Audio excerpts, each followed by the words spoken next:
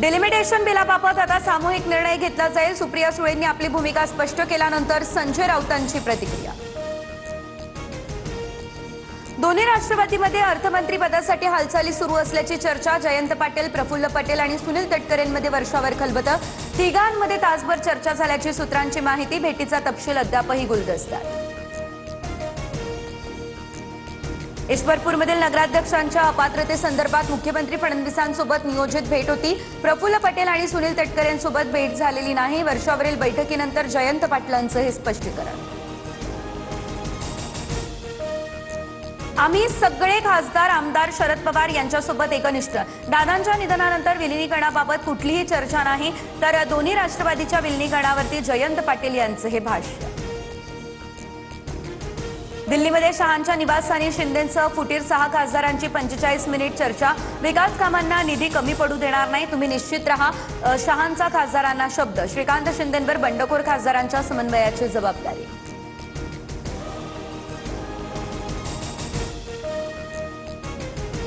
विधान भवनातील ते कॅबिन उपमुख्यमंत्री एकनाथ शिंदेंची होती हे शरद पवारांना माहिती नव्हतं। शिंदे आणि पवारांमध्ये कोणतीही बैठक झालेली नाही। दोघांमधील भेट हा निव्वळ योगायोग। राजकीय चर्चांवर सुप्रिया सुळे यांचं हे उत्तर।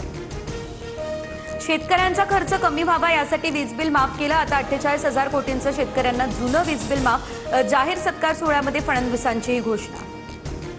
मुंबईमधील कोस्टल रोडच्या बोगद्यात कारनं पेट घेतला। भीषण आगीमुळे बोगद्यामध्ये धुराचं साम्राज्य।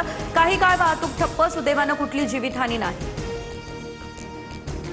पिंपरी चिंचवड या ठिकाणच्या मोशी कचरा डेपो इमारत दुर्घटनेप्रकरणी 2 अधिकाऱ्यांवर निलंबनाची कारवाई। पर्यावरण विभागाचे प्रमुख संजय कुलकर्णींसह कार्यकारी अभियंता योगेश आल्हाट हे निलंबित। हॉटेल व्यावसायिकाच्या हत्येच्या निषेधार्थ श्रीरामपूर 4थ्या दिवशी बंद। नातेवाईकांसह ग्रामस्थांचा शहरात महामोर्चा। मुख्य सूत्रधारांना अटक करून मकुका अंतर्गत कारवाई करण्याची मागणी। आषाढी यात्रेनिमित्त लाखो भाविक पंढरपुरात दाखल। विठ्ठल रुक्मिणी मंदिर समितीकडून व्हीआयपी दर्शन बंद। सर्व भाविकांना एकाच दर्शन रांगेतून दर्शनाची सुविधा। विशेष पूजाही तात्पुरती स्थगित। पुण्यात निलेश घायवळ टोळीचा शहरामध्ये अपघात। 2 महिलांसह एका मुलाचा जागीच मृत्यू झाला। मुंबईच्या दिशेने जाणाऱ्या कारची डंपरला मागून धडक लागली, त्यामुळे दुर्घटना घडली। अमेरिकेकडून हॉर्मुझमध्ये